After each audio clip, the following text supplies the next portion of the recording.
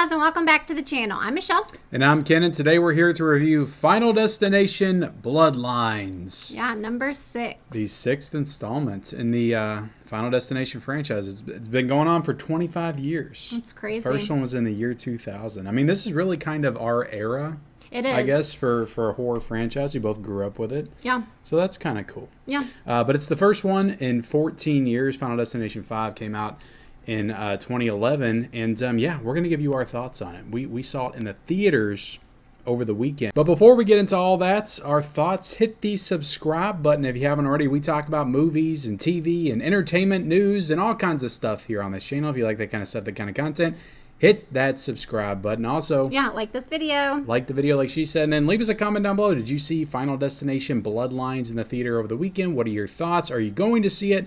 Let us know. So, yeah, we kind of binged, sort of. We didn't watch them all in one day, but we watched them over the course of 2 weeks. Final Destination 1, 3, 4, and 5, because we watched 2 last October. So, they're all fresh in our minds when we went to see Bloodlines. And I had a good time rewatching those. I don't know about you. Yeah, it was. There were... I think, did we say 4 and 5 we never saw? We never did. That was around the time we were having kids, and we were a little busy. So we didn't get to check those out in the theaters. We still saw movies then, but yeah, we skipped those for whatever reason. And so yeah, those were first time watches for us. But as far as we'll have to do, I don't know if we plan on doing like a we're ranking. Gonna do some kind of ranking of not the films maybe, but like the opening sequences, maybe the deaths. I don't know. We talked about doing that. I don't know if we'll do it or not. Well, I was just gonna say, as far as number 4 goes, we didn't miss a lot. Yeah, number 4 is notoriously the worst, but I don't know. I still thought it was fun. Yeah. At the end of the day, yeah, even though it was really dumb. They're all fun for sure, but getting into Bloodlines, like you said, we were prepped and ready to go. We had it all, fresh in our mind. And yeah, this movie, if you watched, we did do like a straight out of the theater reaction. So you kind of already know what we thought if you watched that. But this movie was a fun time. It definitely,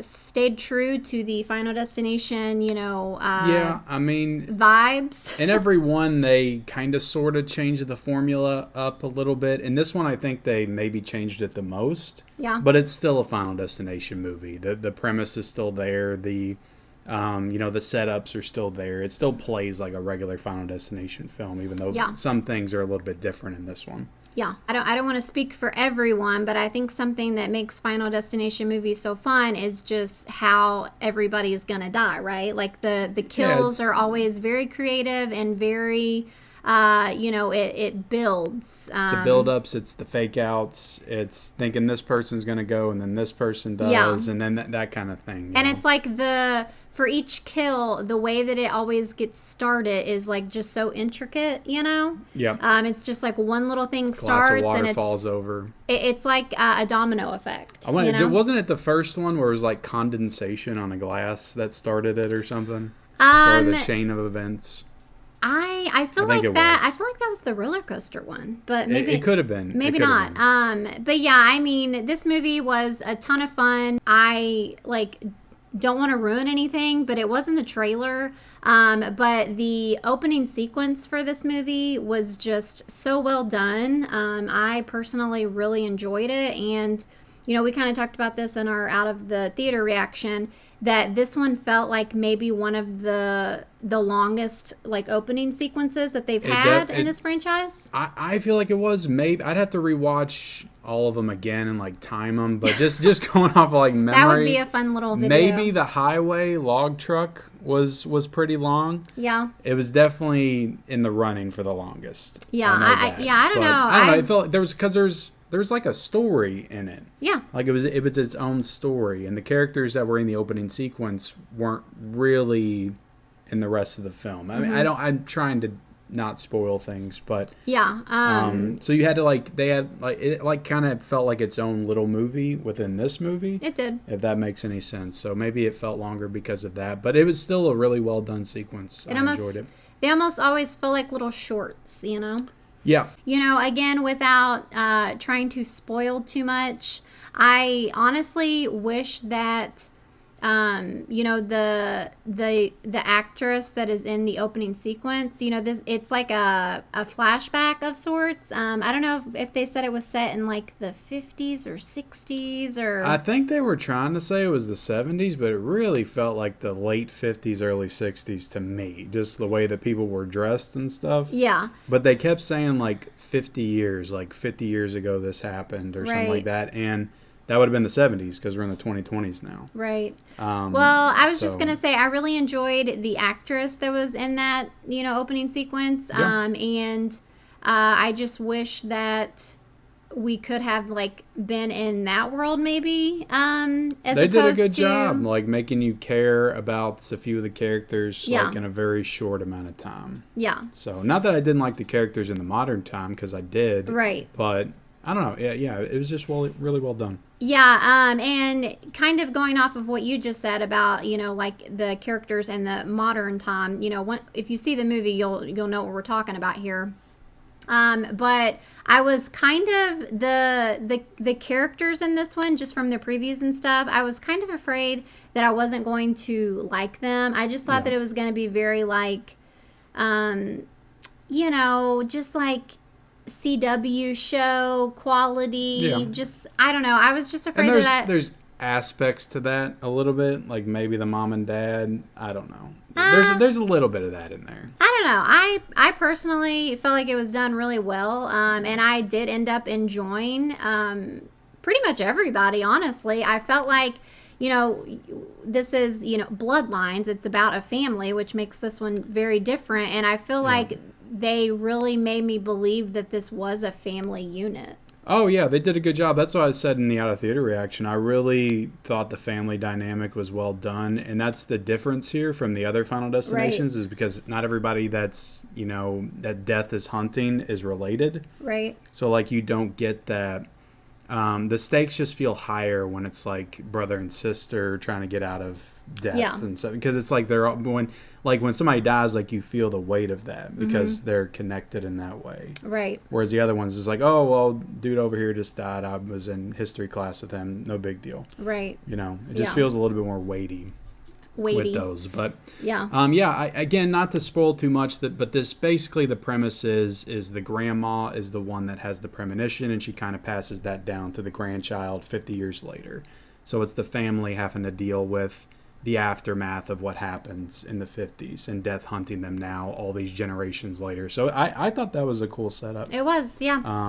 You know, and obviously there's other things that go into it. I don't want to get into that, but I just thought the way that they presented everything, it felt fresh enough, but also still similar to what we've had before. Right. I mean, honestly, the more that I think about it, I do feel like this movie was probably like best case scenario. Like, you know, like you said, it brought us something new, but still felt true to the franchise. And I just feel like it was done well. You know, everybody was likable in my opinion, you know, even if they were not necessarily like a good person, like still everybody like gave good performances and everything. Yeah, I mean, you know, the tattoo piercing guy was, I think, the standout. And he didn't start off that way. I thought that character was going to annoy me at first. Yeah, I did too. And then his name's Eric in the movie. Yeah. Kind of grew on me as the film went on. Yeah. And I like like, speaking of family dynamic, I like the relationship between him and his brother, and they had a really good sequence together. Yeah.